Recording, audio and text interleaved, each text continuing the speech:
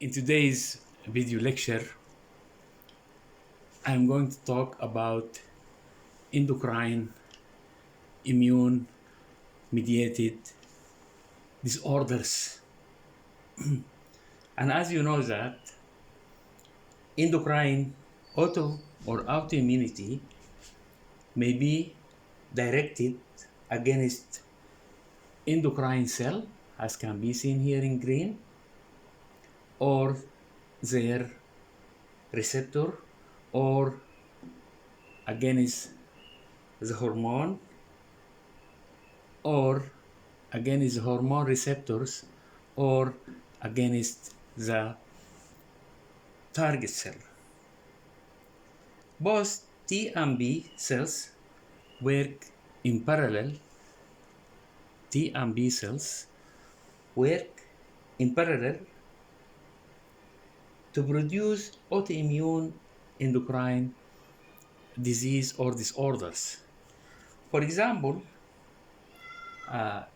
thyrotoxicosis, this is known as Graves' disease. So, some antibodies can be detected in serum of these patients, and some of them are stimulatory, and some of them may stimulate epithelial of the thyroid gland hyperplasia, and some of them may interfere with expression of thyroxine. Long-acting thyroid stimulator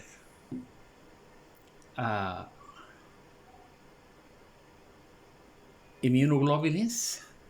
This, as can be seen here,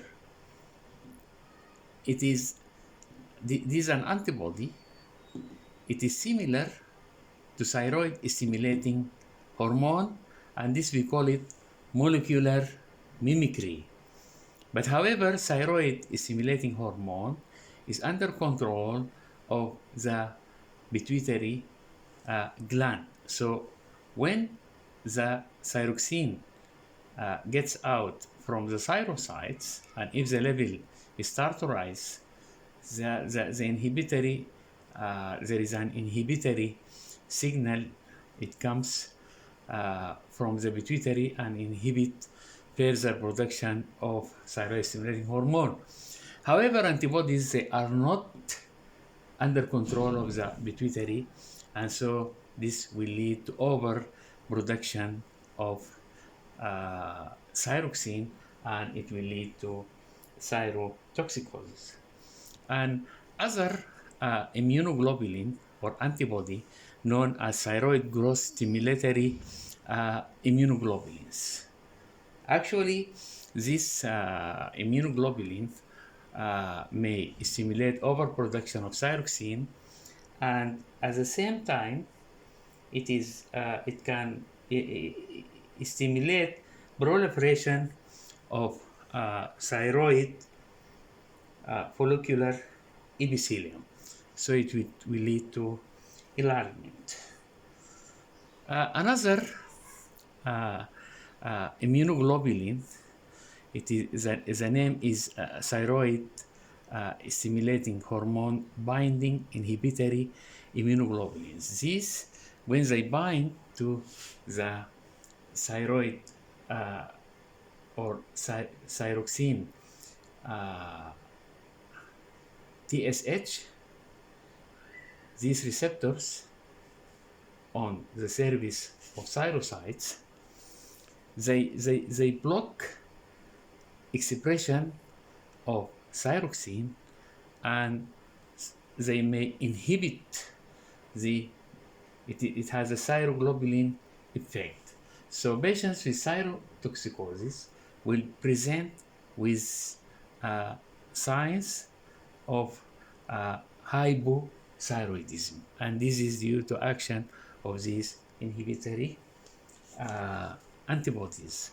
And now I am going to talk about other endocrine immune mediated disorder, and it is Hashimoto thyroiditis. Actually, this will lead to hypothyroidism.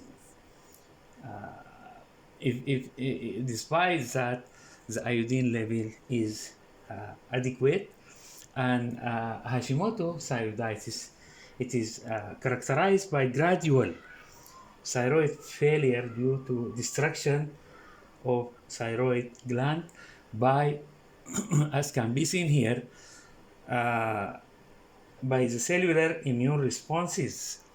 So CD8, as you know that CD8, they produce perforin and granzyme and can destruct this cell.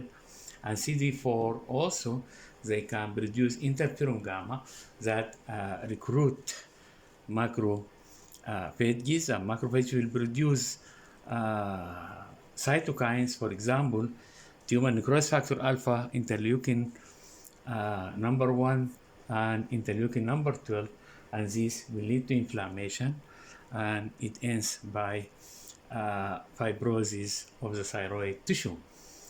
And also antibodies but however, antibodies, they do not play crucial part in destruction. But however, they as you know that antibodies, when they bind to the antigens like this is antibodies, and here is the antigen.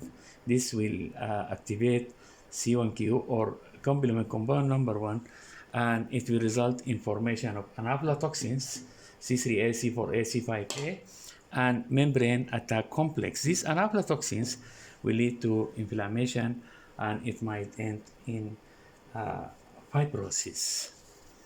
So now I am going to talk about diabetes mellitus type 1. It is an autoimmune disorder, and as you know that in these patients, they have some antibodies, for example, antibodies against islet cell surface antigens, or antibodies against cytoplasmic antigens, or anti-glutamic acid decarboxylase antibodies. However, anti-glutamic acid carboxylase antibodies, they can be detected in patients with LADA. LADA means latent autoimmune diabetes in adult. Type 1, it appears late in life. So now I am going to talk about an endocrine immune mediated disorder known as primary adrenocortical hypofunction. It is adrenal disease, and it is known as Addison disease, and it affects cortex of the suprarenal.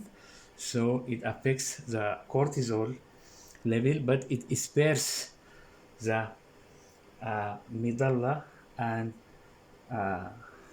the adrenaline that's secreted by the medulla. So the immune responses in case of primary adrenocortical hypofunction, it is either cell-mediated immunity or humoral immunity. Also, gonadal diseases can be detected, and this can be target for an autoimmunity, for example, autoimmune arthritis. So these women with autoimmune arthritis may present with premature menopause and primary amenorrhea. But however, this disorder can be detected in ladies or females with idiopathic Addison, myxedema, and hypoparathyroidism. And these antibodies, these women, they have antibodies against ovarian granulosa and Zika internal cell and against Leydig or Leydig cells. And also, some men may present with infertility, and this infertility may be due to autoantibodies against sperms.